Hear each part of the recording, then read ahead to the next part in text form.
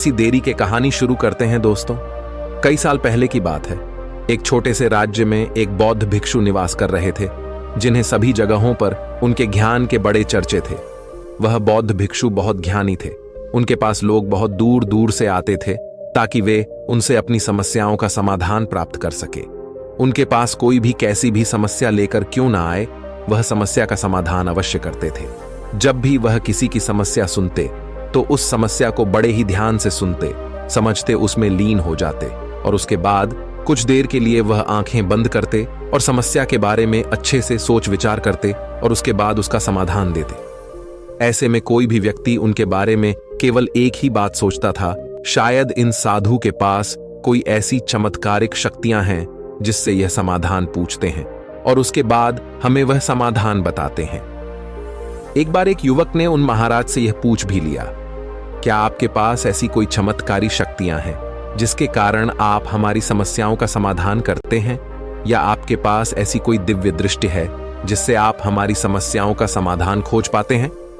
उस युवक की यह बात सुनकर वह साधु जोर जोर से हंसने लगे, लेकिन उन्होंने उस युवक की बात का कोई जवाब नहीं दिया। उसके कुछ ही दिनों बाद उस राज्य में एक बड़ी अजीब सी घटना घटी। उस राज्य में एक बुढ़िया औरत रहा करती थी जो अपने पूरे घर में अकेले ही रहती थी। उसका कोई ना था। उस राज्य से होकर 4 मित्र अपने घर की ओर जा रहे थे। वे लोग दूसरे नगर में काम करके पैसा इकट्ठा करके अपने गांव की ओर जा रहे थे। ये बात बहुत पुराने जमाने की है, जब यातायात के साधन ना हुआ करते थे, इसलिए वे लोग पैदल ही यात्रा किया करते थे। इसी कारण वे चारों मित्र अपने अपने धन को इकट्ठा करके अपने गांव की ओर प्रस्थान कर रहे थे। उन चारों ने अपना अपना धन एक छोटी सी पोटली में रखा था और उसी पोटली में उन सब की सारी कमाई थी। तभी उन चारों मित्रों में से एक मित्र कहता है, मित्रों, इस तरह से यदि हम अपना धन अलग अलग रखेंगे तो इससे हमारा धन चोरी हो सकता है। क्यों ना हम अपना सारा धन एक ही पोटली में रख दें, जिससे हम सब इस पर ध्यान भी दे सकेंगे और हमारा धन सुरक्षित भी हो जाएगा। और जब हम अपने गांव पहुंच जाएंगे तो हम वहां पर अपना अपना हिस्सा इसमें से ले लेंगे। उन तीनों मित्रों ने उस युवक की बात मान ली और वे सभी मिलकर अपना धन एक ही पोटली में रख देते हैं और वे सभी मिलकर अपने गांव की ओर आगे बढ़ते हैं। चलते चलते काफी समय बीत चुका था और अब रात्रि होने वाली थी। तभी आगे चलकर रास्ते में उन्हें एक घर दिखाई दिया जहां पर एक बूढ़ी औरत रहा करती थी। रात्रि का समय भी हो चुका था और उन चारों मित्रों को रात रुकने के लिए कोई ना कोई जगह की आवश्यकता भी थी। ऐसे में उन चारों ने मिलकर यह योजना बनाई कि वे लोग आज रात इसी घर में ठहरेंगे। इसलिए वे चारों लोग उस घर की ओर आगे बढ़ते हैं। उस घर का दरवाजा खटखटाते हैं। तभी सामने से एक बूढ़ी औरत दरवाजा खोलती है और उन चारों मित्रों में से एक मित्र हाथ जोड़कर उस बूढ़ी औरत से कहता है, माता जी, हम अपने गांव की ओर जा रहे थे, लेकिन यहां रास्ते में ही रात हो गई और अब हम इतनी रात में सफर नहीं कर सकते। इसलिए हमारी आपसे विनंती है कि हम आपके यहां पर एक रात रुकना चाहते हैं। सुबह होते ही हम यहां से चले जाएंगे। उस बूढ़ी औरत ने काफी देर सोच विचार किया और उसके बाद वह बूढ़ी औरत कहती है, ठीक है, तुम सभी आज रात के लिए यहां पर रुक सकते हो। मुझे कोई दिक्कत नहीं, मैं खाना बनाने जा रही हूं। कहो तो तुम लोगों के लिए भी बना दूं। उन चारों ने सहमति जताते हुए कहा, हाँ बिल्कुल। उसके बाद उन चारों मित्रों ने धन की पोटली उस बूढ़ी औरत को थमा दी और कहा, माता जी, इस पोटली में हमारे साल भर की कमाई है। हम चारों ने अब तक का अपना सारा कमाया हुआ धन इसी पोटली में रखा है और अब हम इसे आपको सौंपते हैं, क्योंकि यह हम चारों से ज्यादा आपके पास सुरक्षित होगा। हम बस इतना चाहते हैं कि यदि हम चारों में से कोई एक व्यक्ति से लेने आए तो आप इस पोटली को उसे मत देना जब तक कि हम चारों एक साथ इस पोटली को लेने न आए। तभी वह बूढ़ी औरत कहती है, ठीक है बेटा, यदि तुम चारों एक साथ आओगे तभी मैं इस पोटली को आपको सौंपेंगे। और वैसे भी आप लोग तो सुबह यहां से चले जाने वाले हैं। मैं आपको सुबह ही यह पोटली थमा दूंगी, वह धन की पोटली। उस बूढ़ी औरत को थमाकर चारों मित्र निश्चिंत हो जाते हैं कि अब उनका धन सुरक्षित है और वे लोग खाना खाकर सो जाते हैं। अगली सुबह जब वह चारों उठते हैं तो सभी लोग अपनी आगे की यात्रा के लिए तैयारियां शुरू कर देते हैं। उन चारों नौजवानों में से एक नौजवान थोड़ा सा बदमाश था। वह अपने उन तीनों मित्रों से कहता है, भाइयों, इस बूढ़ी औरत ने हमारी रात भर खातिरदारी की है।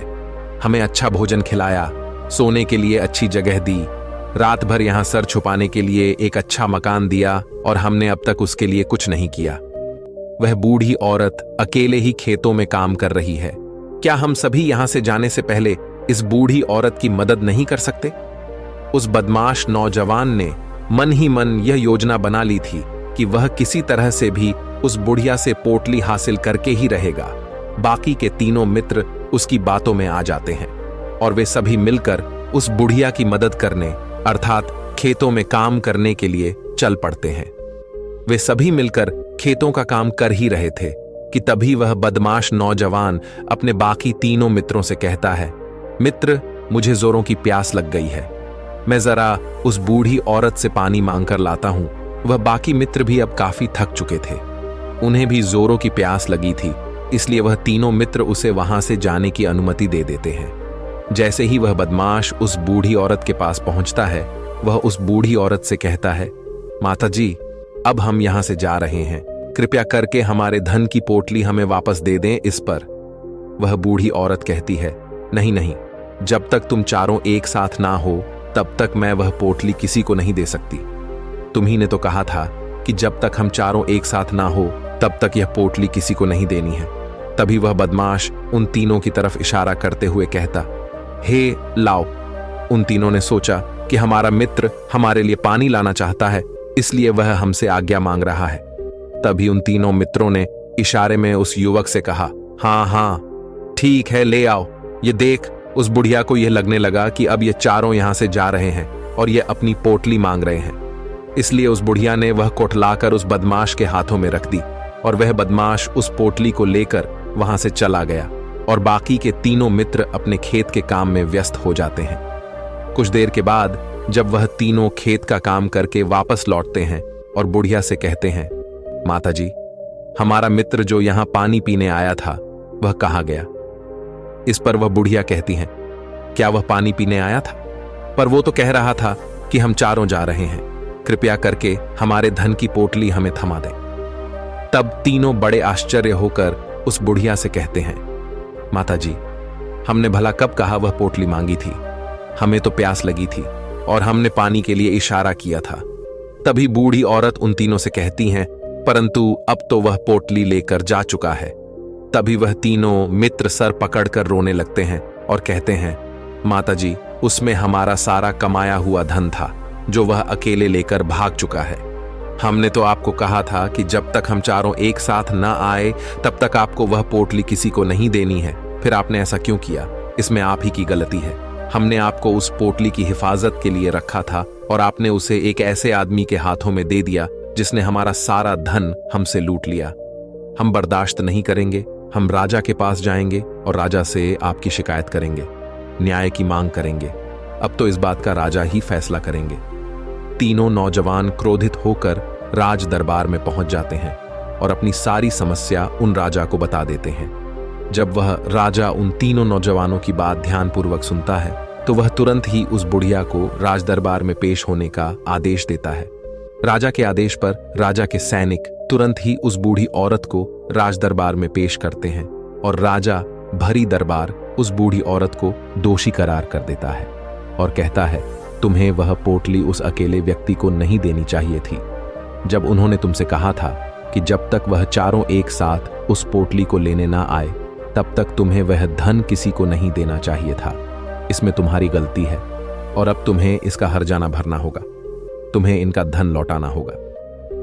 राजा का यह आदेश सुनकर बूढ़ी औरत फूट फूट कर रोने लगती है और राजा से मदद की गुहार लगाती है और कहती है, हे राजन, मैं तो एक बूढ़ी औरत हूं और मेरे पास इतना धन नहीं है और ना ही मेरे घर में कोई ऐसा है जो धन कमाता हो। मेरे पास इतना धन नहीं कि मैं इनका धन लौटा सकूं।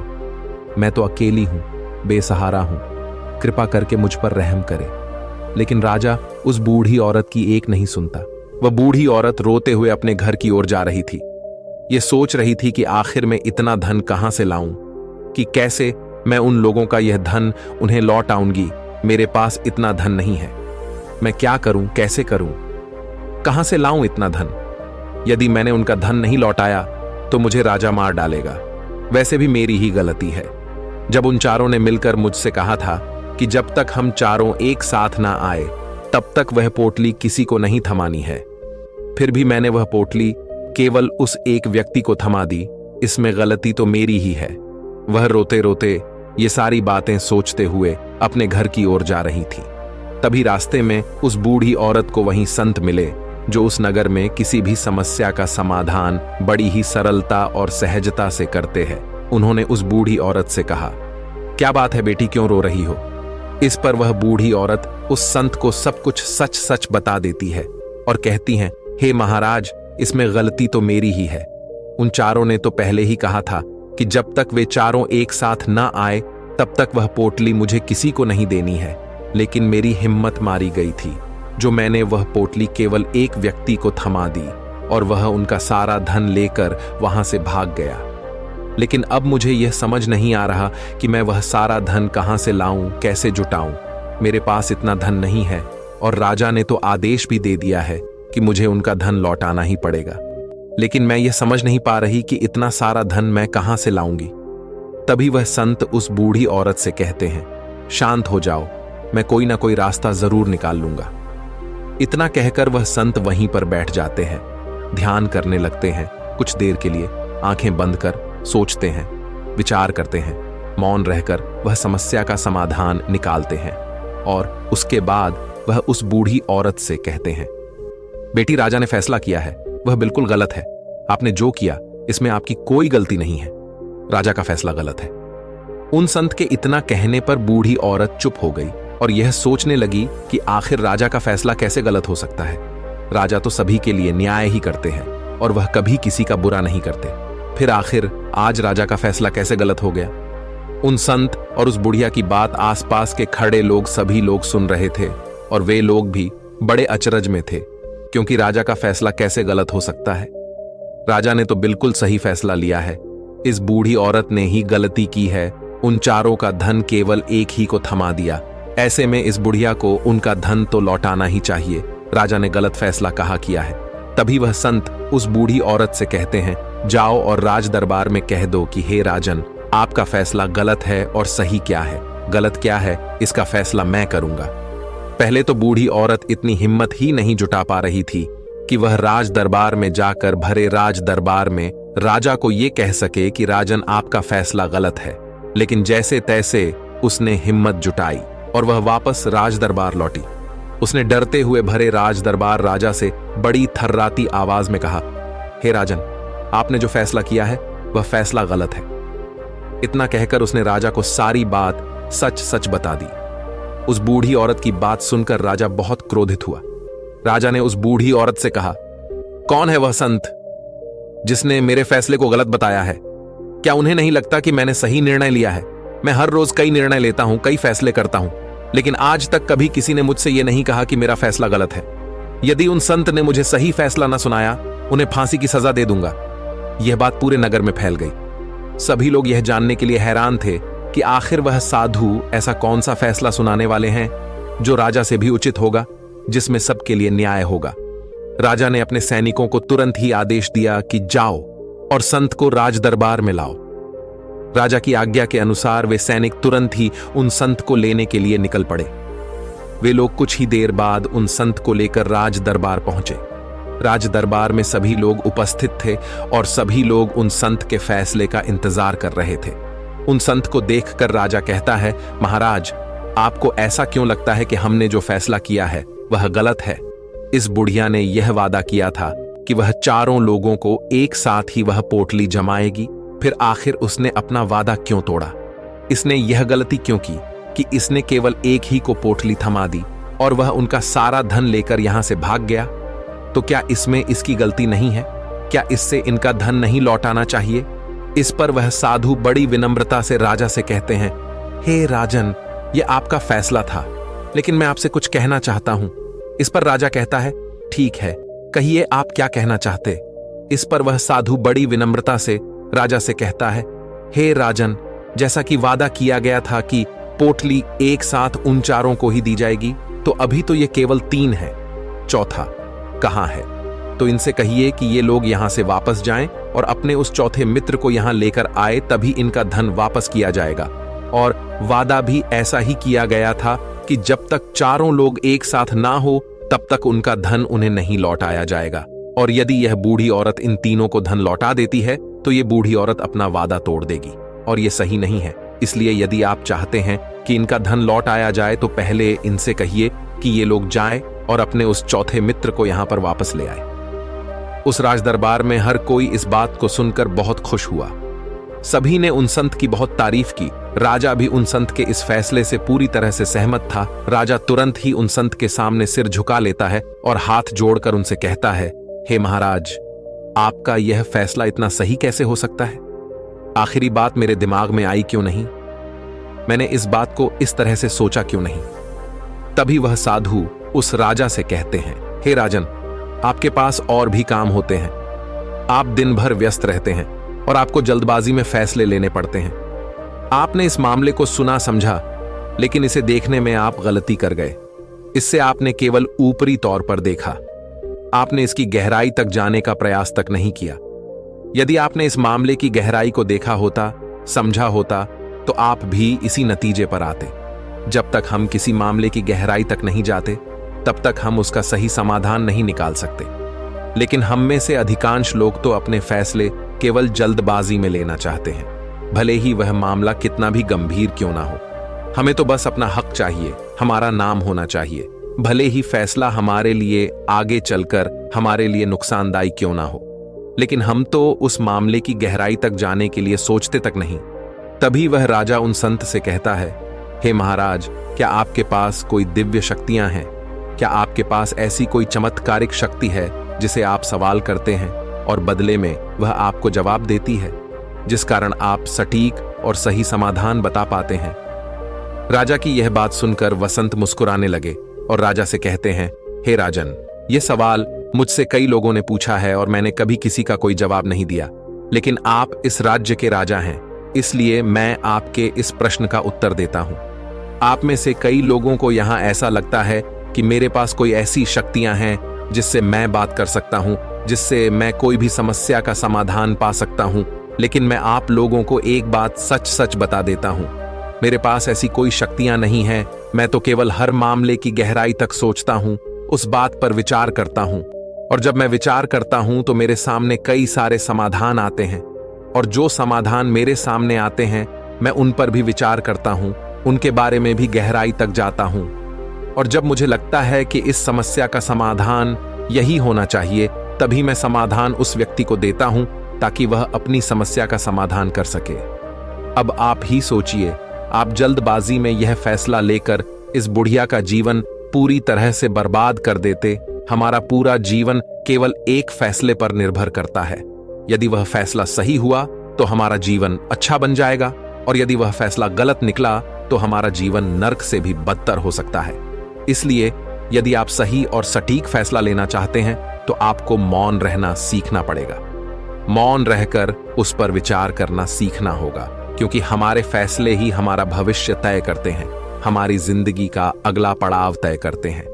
फिर चाहे वह फैसले छोटे हों या बड़े, वे ही हमारी जिंदगी को निर्धारित करते हैं। इसलिए सबसे पहले हमें सही फैसले लेने के लिए मौन रहना सीखना आवश्यक है, उन पर विचार करना आवश्यक है। और जब आप ऐसा करते हैं तो आपके सामने एक ही समस्या के कई सारे समाधान निकल कर आते हैं, और जब आप उन पर गौर करेंगे तो आपको यह समझ में आएगा कि उन फैसलों का समाधान कैसा होना चाहिए, कि समाधान से आपको क्या फायदा होगा और क्या नुकसान होगा, या उस समाधान पर सोच और विचार करने पर ही आप उसे समझ सकते हैं, और तभी आप यह निर्णय भी ले सकते हैं कि क्या यह समाधान उचित रहेगा या नहीं।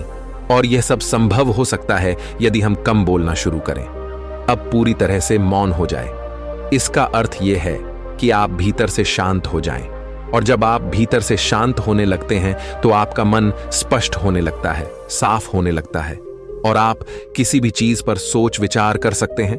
और जब आप भीतर से शांत होने लगते हैं तो आप ऊपर से भी कम बोलते हैं, और जब आप धीरे धीरे कम बोलने के आदी हो जाते हैं तो आप साफ और स्पष्ट तौर पर सोच और समझ पाते हैं। आपके विचारों में शुद्धता आ जाती है, जिससे आपको यह साफ और स्पष्ट देखने को मिल जाता है ये कौन सा फैसला सही होगा और कौन सा फैसला गलत होगा।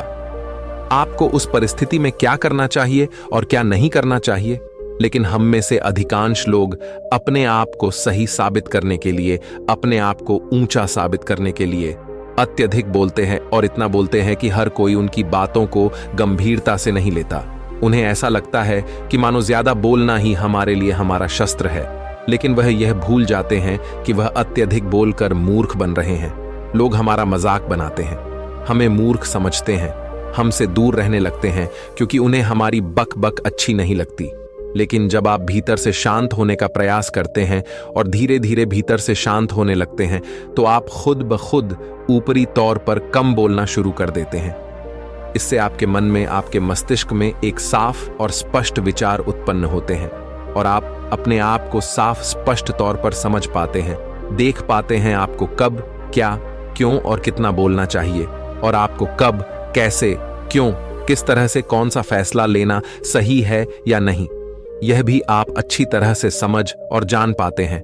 जब आप कम बोलना शुरू करते हैं तब आप अपने आप को बहुत अच्छी तरह से समझना शुरू कर देते हैं, अपने आप पर अच्छी तरह से विचार करना शुरू कर देते हैं। तब आपको यह बात भी बहुत अच्छी तरह से समझ में आने लगती है कि जो हम बेकार की बक बक करते हैं उस पर हमारे शरीर की बेवजह ही कितनी सारी ऊर्जा यूं ही व्यर्थ हो जाती है, नष्ट हो जाती है, जिसे हम चाहे तो किसी जरूरी काम में लगा सकते हैं, फैसले लेने में लगा सकते हैं, जिससे हम तनाव मुक्त रह सकते हैं और हमें अच्छी नींद भी आ सकती है।